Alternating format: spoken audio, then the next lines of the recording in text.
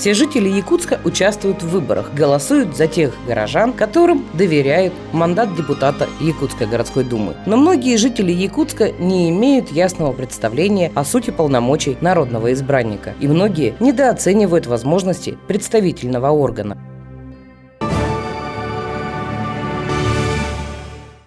Прошла первая организационная сессия Якутской городской думы 4-го созыва. 29 депутатам, одержавшим победу по партийным спискам и одномандатным округам на выборах 9 сентября, подтверждены депутатские полномочия. Председатель Якутской городской территориальной избирательной комиссии Алла Самойлова ознакомилась с итогами выборов Якутской городской думы. В своем выступлении она отметила, что все избранные депутаты имеют высшее образование. Средний возраст вновь избранных депутатов – 39 лет. Самому молодому депутату – 23 года. 19 из 29 депутатов впервые избранные. Главным вопросом сессии стояло избрание нового председателя Якутской городской думы. Депутат Сергей Черных предложил кандидатуру Альберта Семенова от Всероссийской политической партии «Единая Россия» по единому избирательному округу. Фракция политической партии «Справедливая Россия» предложила кандидатуру Дениса Васильева. Депутаты предложили выслушать кандидатов на должность председателя Якутской городской думы. Альберт Семенов отметил, что одной из главных задач планомерной и системной работы является взаимодействие с жителями города Якутска, органами власти и готов к конструктивной работе с избранным мэром столицы и фракциями, представленными в Гордуме. Денис Васильев сказал о том, что выдвижение его кандидатуры немножко неожиданно. Он поздравил новый состав депутатов с успешным завершением выборной кампании и пожелал плодотворной работы. В итоге за Альберта Семенова проголосовали 19 депутатов. Это более 65%. По регламенту были избраны заместители председателя Якутской городской думы. Первым заместителем председателя Якутской городской думы единогласно выбрана Евдокия Евсикова. На кандидатуру заместителя председателя была предложена кандидатура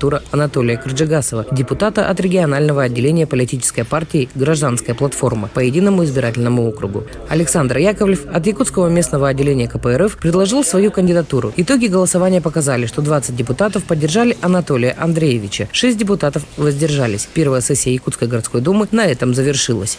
Я, как председатель, приложим все усилия для того, чтобы наш город процветал дальше, чтобы у нас была построена конструктивная работа с исполнительной ветвью власти. И я надеюсь, что мы найдем общие точки соприкосновения, будем работать вместе, сообща, на благо всех горожан.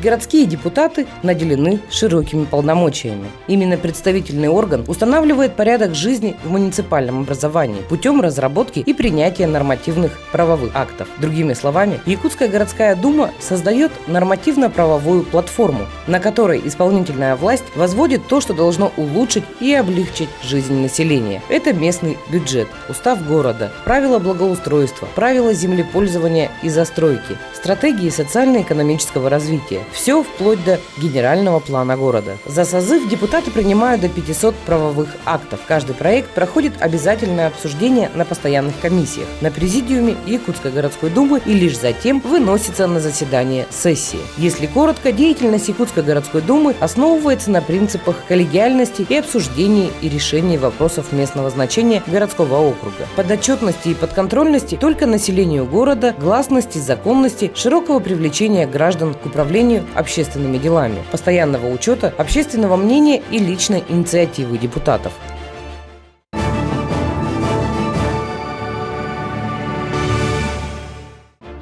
Для предварительной подготовки и рассмотрения вопросов, которые относятся к ведению Якутской городской думы, созданы 9 постоянных комиссий из числа депутатов. К примеру, подготовку к отопительному сезону и реализацию муниципальных программ рассматривают на заседании постоянной комиссии Якутской городской думы по городскому хозяйству и экологии в нынешнем созыве под руководством Владислава Дмитриева. Депутаты обеспокоены вопросом реализации программ по капитальному ремонту многоквартирных жилых домов и низким уровнем готовности жилых и социальных объектов к отопительному сезону. В этом заседании депутаты Якутской думы пригласили для отчета первого заместителя главы городского округа город Якутск по финансам Михаила Воробьева и руководителей структурных подразделений окружной администрации.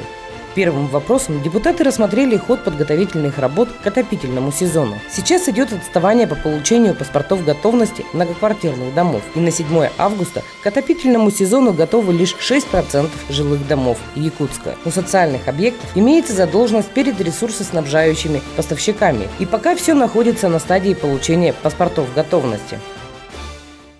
до начала отопительного сезона, то есть до 1 сентября, мы планируем в полной мере запустить все объекты. Это, в первую очередь это объекты социальной сферы, ну и, соответственно, объекты жилищной сферы.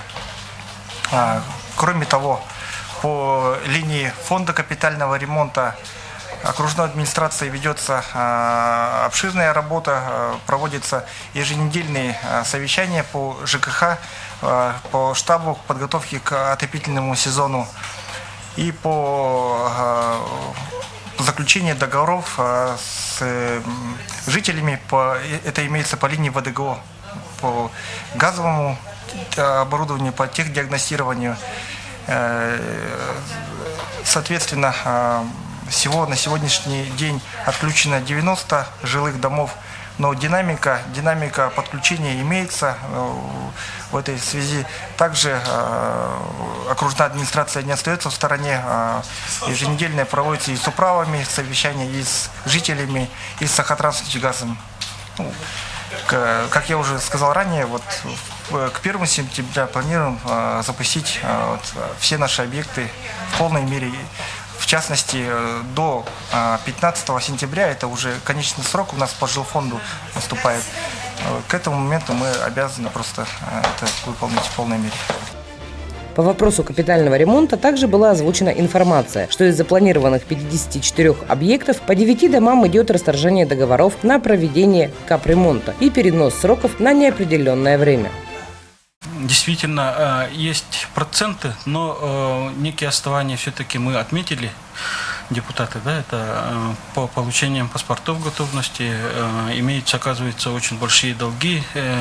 Но администрация города ответила, что именно вот эти долги текущего характера, поэтому будут погашены вовремя. И дали слово по социальным объектам вопросов не будет. А по жилому фонду все-таки вопросы у нас как депутатов имеются, потому что снабжающая организация только намерена дать этот паспортов готовности по закрытию задолженности. Мы будем контролировать постоянно, и после заседания мы решили все-таки перед запуском, перед началом отопительного сезона еще раз встретиться, потому что все-таки это наши избиратели, и мы должны этот вопрос на постоянном контроле держать.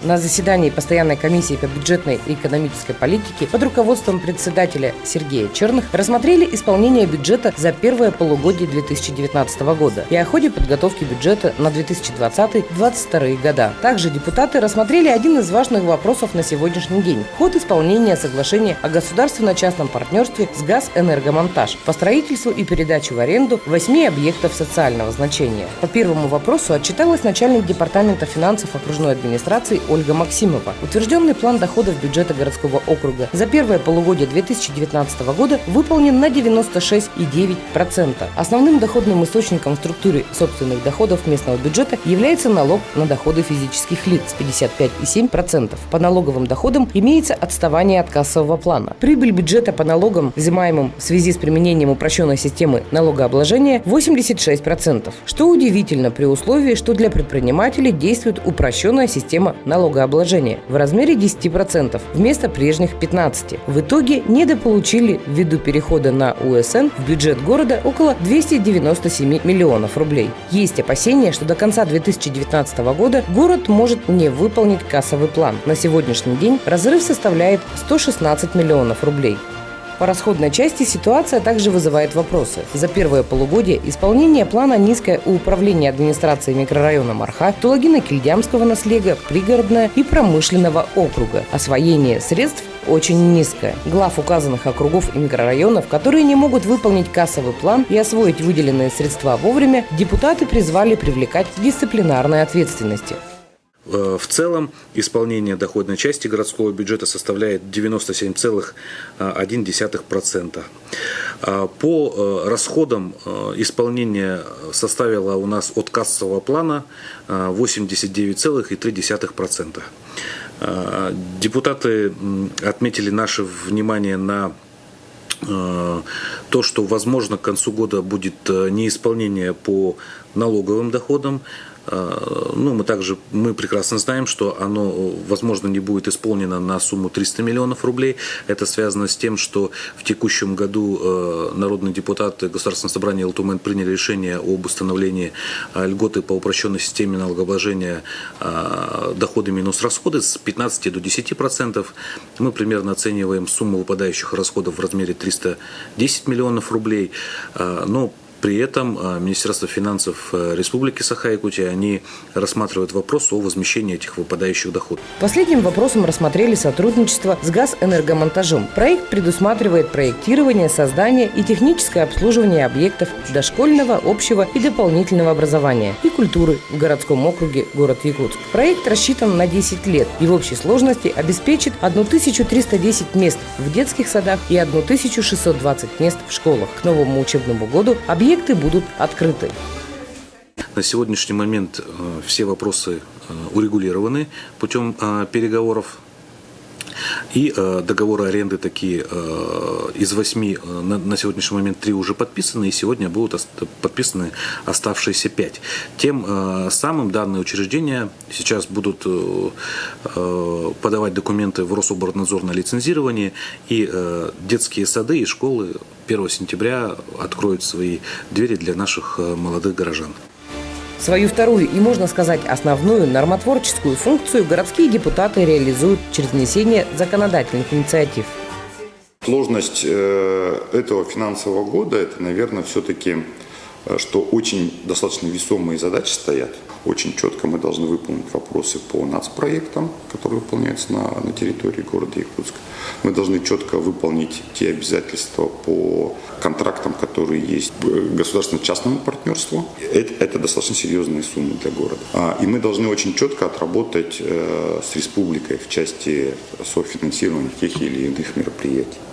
Вот в этом сложность. Я не думаю, что там какие-то суперзадачи, которые нельзя выполнить. Просто мы сейчас должны очень четко понимать, контролировать доходную часть и расходную часть. Депутаты разрабатывают и направляют свои законопроекты в Государственное собрание Илтумен, где по ним, если они принимаются, рождаются законы Республики Саха-Якутия.